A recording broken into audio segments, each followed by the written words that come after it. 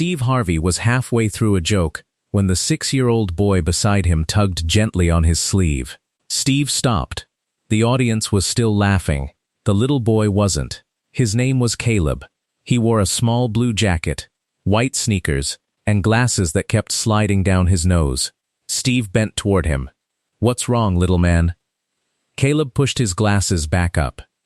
"Can I say something?" Steve smiled. "You got a microphone. Say whatever you want." Caleb looked across the stage at his mother. She smiled nervously. Then Caleb turned back toward Steve. "My mommy says you make people tell the truth." The audience laughed. Steve raised one eyebrow. "Your mommy been watching too much television." Caleb didn't laugh. He looked toward his mother again. Then said, "Can you ask my dad why he doesn't want me anymore?" The laughter disappeared instantly. Steve froze. Caleb's mother covered her mouth. Steve slowly lowered the question card in his hand. "What did you say?" Caleb spoke more quietly. "My dad left." Steve stared at him. Caleb continued. "He said he needed time." He looked down at his shoes. "But I counted." Steve's face changed. "You counted what?" "The days." Steve swallowed. Caleb looked back up. 187. Nobody in the studio moved. Then Caleb asked, "How much time does a dad need before he misses his kid?" Steve turned away. He put the cards down on the podium, walked 2 steps, stopped, then took another step away from the podium. The audience watched him. Steve put one hand over his mouth. For several seconds, he said absolutely nothing. Caleb looked confused. "Mr. Steve?" Steve turned his back to the cameras. His shoulders rose with a deep breath. He wiped one eye, then the other.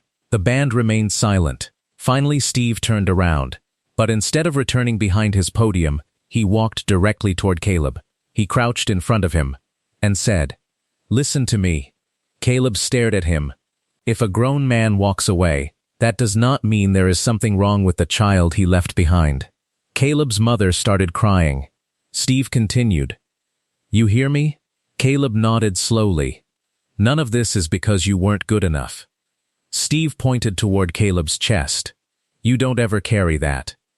Caleb looked toward his mother, then back at Steve. "But why doesn't he call?" Steve had no answer. And that was why he had stepped away from his podium. Because what looked like a simple family feud moment had suddenly become something much heavier. And to understand why Caleb had been counting every day his father was gone, you have to understand what happened 6 months earlier. Caleb Morgan lived with his mother Angela, outside Birmingham, Alabama. He was 6. He loved dinosaurs, hated peas, could name almost every planet but still tied his shoes incorrectly. And according to his mother, Caleb had never entered a room quietly in his life. Until his father left. Before that, the Morgan house was noisy. Caleb's father, Derek, worked construction. Angela worked at an insurance office. They had been married 8 years.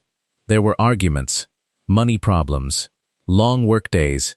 Nothing Angela considered unusual. Derek wasn't perfect, neither was she. But Caleb adored him. Saturday mornings belonged to father and son. Derek would make breakfast, usually badly. Then, they would work in the garage. Caleb owned a tiny plastic toolbox. He followed his father everywhere. If Derek tightened a bolt, Caleb tightened an imaginary one. If Derek checked the oil, Caleb checked the opposite side of the car. When Angela called them inside, Caleb would say, "We're working, Mommy." Angela would answer, "You're 6. I'm almost 7. You're still 6. Derek would laugh. Those were ordinary moments. Angela didn't know how precious they were until they stopped. The change began slowly. Derek became quiet. He started staying late at work. When Angela asked what was wrong, he said, "Nothing." They argued more. Money, responsibility, who was tired, who wasn't listening. One night, after Caleb had gone to bed, Derek told Angela, "I need some space." Angela stared at him. "Space from what?" "Everything. You have a wife and a child." "I know. You don't get to take a vacation from being somebody's father." Derek looked ashamed. "I'm not leaving Caleb." But that was exactly what Caleb eventually believed he had done. Derek packed a bag. He said he would stay with his brother for a few days. Before leaving, he went into Caleb's room. Caleb was awake. "Where are you going?" "Uncle Jason's." "Why?" "Daddy just needs some time." Caleb sat up. How much? Derek smiled sadly. Not long. Tomorrow? Probably not tomorrow. Saturday? We'll see. Caleb thought for a second. Okay, Derek kissed his forehead. I love you. Love you too. Then Derek left. Caleb expected him back. Saturday came. No dad. Caleb sat by the window. Angela noticed. What are you doing? Waiting. For what? Daddy. Angela's heart dropped. She called Derek. No answer. Later he texted. He was dealing with things. He would call Caleb soon. He didn't. The next day Caleb asked again. Then again. After a week, the questions changed. Is Daddy mad? No. Did I break something? No. Was it because I didn't clean my room? No, baby. Then why doesn't he come home? Angela tried everything. Daddy loves you. He's going through something. Adults get confused. None of those sentences made sense to a 6-year-old. So Caleb created his own explanation. Maybe he had done something. Maybe he had been too loud. Maybe he asked too many questions. Maybe Dad was tired of him. That was when Caleb became quieter. Angela hated it. The child who used to fill the house with noise started sitting alone with his dinosaur toys. At night he sometimes asked, "Was I good today?" Angela would answer, "Yes." Good enough? The first time he asked that, Angela had to leave the room to cry. Derek did call occasionally. At first every week. Then every 2 weeks. Then less. Every call made things worse. Caleb would become excited. "Are you coming home?" Derek would say, "Soon." When? I don't know. Caleb needed dates. Adults could live inside soon. Children couldn't. So he started counting. Angela discovered it accidentally. Caleb had a notebook. At the top of each page, he wrote a number. Angela asked, "What's this?" Caleb immediately closed it. "Nothing, Caleb." He looked embarrassed. "I'm counting." "Counting what?" He whispered, "How long Daddy needs." Angela sat down. Her throat tightened. "What do you mean?" He said he needed time. Caleb opened the notebook. "So I'm keeping it." Angela stared at the pages. Every single day since Derek left. One number, sometimes a tiny drawing next to it. Day 42 had a dinosaur. Day 67 had a birthday cake. Day 100 had a sad face. Angela held the notebook and cried. Caleb looked worried. "Did I do it wrong?" "No." She pulled him close. "No, baby." "Then why are you crying?" Angela couldn't answer. Months passed. Angela eventually stopped expecting Derek to come home. Their marriage had problems long before he left, but she could not understand why he had allowed distance from her to become distance from his son. She sent messages. "Call Caleb.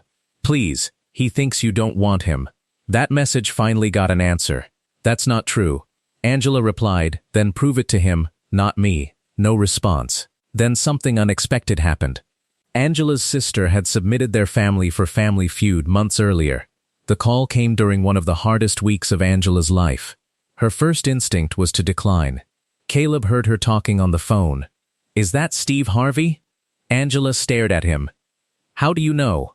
"Aunt Mia told me." Suddenly the quiet child became excited. They watched Steve Harvey together all the time. Caleb loved his reactions, especially when Steve stepped away from the podium after a ridiculous answer. Caleb called it the Steve walk. Whenever Steve heard a terrible answer and walked away, Caleb laughed until his glasses nearly fell off. Angela hadn't heard that laugh enough lately, so she said yes. They would go. For 3 days, Caleb talked about nothing else. What if Steve does the walk? What if I give a funny answer? What if he likes dinosaurs? Angela smiled. For the first time in months, her son sounded like himself. The taping began beautifully. Caleb wasn't technically playing every round. The adults did most of that. But during introductions, Steve noticed him immediately. "You 6? Yes, you look 42. The audience laughed. Caleb pushed his glasses up. "You look older." Steve froze. Angela covered her face. The audience exploded. Steve slowly turned toward Caleb. "Ma'am." Angela was already laughing. "I am so sorry." Steve pointed at Caleb. No, let him talk." Caleb smiled. Steve leaned closer. "How old you think I am?" Caleb studied him. 50? Steve looked toward the audience. "See? I like this boy." The atmosphere was light. Exactly what Angela had hoped for. Caleb laughed. Steve laughed. For a few minutes, the notebook at home didn't exist. Then Steve started talking to him between rounds. You got brothers? No sisters? No, so you run the house? Caleb smiled. Mommy says I think I do. Steve nodded. She probably right. Then Steve asked, Your daddy here? Caleb's smile vanished. Angela immediately looked toward Steve. He noticed. No? Caleb shook his head. Steve was ready to move on, but Caleb tugged at his sleeve. Mister? Steve? Yeah? My mommy says you make people tell the truth. The audience laughed. Steve smiled, but Caleb continued. Can you ask my dad why he doesn't want me anymore? Silence. Steve froze. Angela whispered, Caleb. But months of questions had finally found a microphone. Caleb looked at Steve. He said he needed time. Steve stared at him. I counted. The audience was completely still. Steve asked gently, How long? 187 days. Steve lowered his cards. Caleb asked, How much time does a dad need before he misses his kid? Steve stepped away. The famous Steve walk happened. But Caleb didn't laugh. Neither did anyone else. This time Steve wasn't walking because an answer was funny. He was walking because he didn't trust himself to speak. He stood away from the podium, wiped his face, then came back toward Caleb. He crouched. Can I tell you something? Caleb nodded. Your daddy leaving is grown folk business. Caleb listened. And grown folk business can be messy. Steve pointed gently toward him. But you do not make it your fault. Caleb looked down. Steve continued. You didn't talk too much. Angela gasped softly. Steve had guessed. You weren't too loud. Caleb looked up. You didn't break anything. His eyes filled. You weren't bad. Caleb's lip trembled. Steve put his hand on his shoulder. You hear me? Yes, you are 6 years old. The audience started applauding. You're supposed to be loud. More applause. You're supposed to ask too many questions. Caleb smiled slightly. You're supposed to make messes. Angela laughed through tears. Steve looked toward her. Not too many messes. The room laughed softly. Then Caleb asked, But does he love me? Steve's smile disappeared again. He looked at Angela. Angela's eyes were full. Steve turned back. I believe parents can love their children and still make terrible decisions. Caleb listened. But love you cannot feel, Steve paused, is hard for a 6-year-old to understand. Angela nodded. So I'm not going to stand here and make promises for your dad. Steve looked directly at him. But I will promise you this. Caleb waited. You do not have to earn anybody staying. That broke Angela completely. She covered her face. Caleb looked at his mother. Steve continued, People who love you are supposed to show you. He squeezed Caleb's shoulder. And if somebody doesn't show up correctly, he pointed toward Caleb's chest. You don't start changing yourself trying to make them come back. Caleb nodded. What nobody on stage knew was that Derek was watching. Angela hadn't invited him. She hadn't even told him the exact taping date. But Angela's sister had. One message. Your son is going to be on Family Feud. Do whatever you want with that information. Derek did nothing at first. Then on the morning of the taping, he drove. He told himself he only wanted to see Caleb. He sat near the back of the audience. A baseball cap low on his forehead. Angela didn't know. Caleb didn't know. Steve definitely didn't know. Derek had watched his son laugh. He had watched Steve tease him. And then he heard Caleb ask, How much time does a dad need before he misses his kid? Derek stopped breathing. He saw Steve step away. Saw Angela cry. Saw his 6-year-old son stand under television lights and blame himself for an adult's failure. Derek put his head in his hands. He had spent 6 months telling himself he needed to fix himself before he could be a good father. He had been depressed, ashamed, his marriage was falling apart. Work had become unstable. He felt like a failure, so he withdrew. At first he thought distance would protect Caleb. Then shame made every missed call harder to repair. 1 week became a month. 1 month became 6. And the longer he stayed away, the more impossible returning felt. But hearing Caleb speak changed the equation. Derek finally understood. His son was not being protected from his problems. His son was becoming one of them. Steve returned to the podium. Caleb was wiping his glasses. Steve smiled gently. What happened to your notebook? Caleb looked surprised. What notebook? Angela answered. He counts the days. Steve slowly turned toward her. What? Angela explained. He has a notebook at home. Steve looked at Caleb. You really wrote down every day? Caleb nodded. What number is today? 187. Steve leaned on the podium. Then a voice came from the audience. Caleb. Angela froze. Caleb's head snapped around. Steve looked toward the sound. A man stood near the back. Angela went completely still. Oh my God. Caleb stared. Daddy? Derek was crying. The audience reacted. Steve stepped away from the podium again. But this time not because he was overwhelmed. He simply understood the moment did not belong to him. Derek walked slowly down the aisle. Caleb didn't move. That was important. He didn't run. Didn't jump. Didn't immediately forgive 6 months because dramatic music said he should. He stood beside his mother. Waiting, Derek stopped several feet away. Hey buddy. Caleb looked at him. Why are you here? Derek's face crumpled. To see you. You could have seen me before. The words hit harder because Caleb wasn't angry. He was genuinely confused. Derek nodded. You're right. Caleb asked, why didn't you? Derek tried to speak. Steve stood quietly to the side. No joke. No interruption. Finally Derek said, because Daddy got scared. Caleb frowned. Of me? No. Derek immediately shook his head. Never of you. Then what? Derek breathed deeply. Myself. Caleb didn't understand. Derek tried again. I thought I had to fix everything before I came back. Why? Because I didn't want you to see me messed up. Caleb stared at him. Then said, I'm messed up sometimes. A few people laughed through tears. Derek smiled. I know. Mommy still likes me. Angela covered her mouth. Derek nodded. She does. Caleb pushed his glasses up. So you could have called. There was nothing Derek could say to that. Yes, Caleb waited. Derek finally admitted. I should have. Steve nodded almost imperceptibly. Derek continued. I'm sorry. Caleb looked at his mother. Angela didn't tell him what to do. That mattered too. Caleb turned back. Are you coming home? Derek looked toward Angela. She immediately shook her head slightly. Not yet. Derek understood. He looked at his son. No. Caleb's face fell. Derek quickly continued. Your mom and I have grown-up things to figure out. Caleb looked sad. But, Derek stepped closer. I'm going to call you tomorrow. Caleb watched him.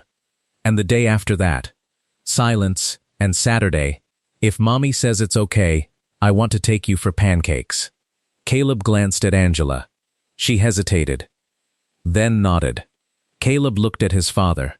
Then Sunday? Derek nodded. If you want. Caleb thought. Then asked, do I stop counting? Derek broke down. He knelt. No, Caleb looked confused. Derek wiped his face.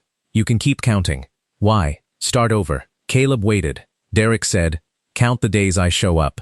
The audience stood. Caleb's eyes filled. He moved forward slowly, then hugged his father. Derek wrapped both arms around him. But Steve still didn't return behind the podium. He stood several feet away, watching. Because sometimes the smartest thing a host can do is leave the center of the stage empty. After several minutes, Caleb returned to his spot. Derek sat beside Angela in the audience. Not together. Not reconciled. Just two parents sitting close enough to show their son that for one afternoon, both had shown up. Steve picked up his cards. He looked toward Caleb. You okay? Caleb nodded. Steve smiled. What number we on now? Caleb looked confused. Steve said, we restarting today, right? Caleb smiled. 1. Steve nodded. Day 1. Then Steve looked toward Derek. Derek nodded. Day 1. The game continued, and Caleb became 6 years old again. Steve asked, name something people forget when they leave the house. A contestant answered, their phone. Caleb shouted, my daddy.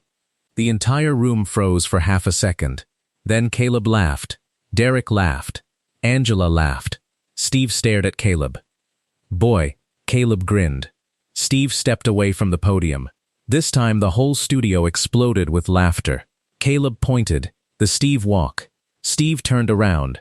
"You been waiting all day to make me do that, ain't you?" Caleb nodded. Yes, and for the first time, Steve's walk meant what Caleb had always thought it meant. Something funny had happened, not heartbreaking. Funny, the family eventually won their game. But the scoreboard became almost irrelevant. Before the taping ended, Steve brought Caleb back to the center of the stage. "You got something for me?" Caleb nodded. Angela handed him a small notebook. The notebook. Steve opened it. Pages of numbers. Day after day. Steve flipped slowly. Steve looked at Caleb. "What you gonna do with this?" Caleb shrugged. "Start a new one." Steve closed it. "Can I keep this one?" Caleb looked surprised. "Why?" Steve smiled. "So I remember something." "What?" Steve looked toward Derek, then Angela, then back at Caleb. "That kids count what adults think they forgot." The audience became quiet. Steve continued. "We say later. We say soon. We say I'll call." Steve held up the notebook. "To us, that might just be words." He looked at Caleb. "To a child, it might become a calendar." Derek bowed his head. Steve handed the notebook back. "No." Caleb looked confused. "You keep it." Steve smiled. "Not because of the 187 days. Why?" "Because one day you're gonna look at that last number," Steve tapped the cover, "and realize the counting changed." Caleb hugged the notebook. Months later, Angela would say the television appearance did not magically repair their family. Derek did not move home. Angela did not instantly trust him. There were counseling sessions, hard conversations, missed expectations, boundaries, but something did change. Derek called the next morning. Then the next. Saturday, he showed up for pancakes. Caleb had a new notebook. Day 1, Day 2, Day 3. At first, he wrote every day. Then he skipped a number accidentally. Angela noticed before Caleb did. By the second month, the notebook stayed untouched for almost a week. One evening Angela asked, "You forgot to count." Caleb looked at the notebook, then shrugged. "I know. You don't want to anymore?" Caleb thought, then said, "I don't need to." That was the victory. Not a perfect marriage, not a magical reunion. A 6-year-old simply stopped measuring whether his father would come back, because showing up had finally become ordinary again. People remembered Steve Harvey stepping away from his podium. But that wasn't the most important part. The important part was what made him do it. A 6-year-old asking, "How much time does a dad need before he misses his kid?" There are questions adults can explain away. That wasn't one of them. Because children don't understand complicated excuses. They understand presence. You came. Or you didn't. You called. Or you didn't. You promised. And they counted. Caleb counted 187 days because his father said he needed time. But somewhere along the way, one adult's time became one little boy's belief that maybe he wasn't worth coming home to. That was the belief Steve wanted to stop before anything else. Not with a joke. Not with a game show answer. By leaving his podium, getting down to Caleb's level, and telling him something every child deserves to hear. You do not have to earn somebody staying. And if a grown person loses their way, you do not turn their mistake into your identity. You are still good, still loved, still enough. Sometimes one sentence from a child can stop an entire room. Sometimes it can make a father finally walk down an aisle he should have walked down months earlier. And sometimes it can make Steve Harvey step away from his podium, because there are moments when being a host matters less than simply being a man who knows when the joke has ended.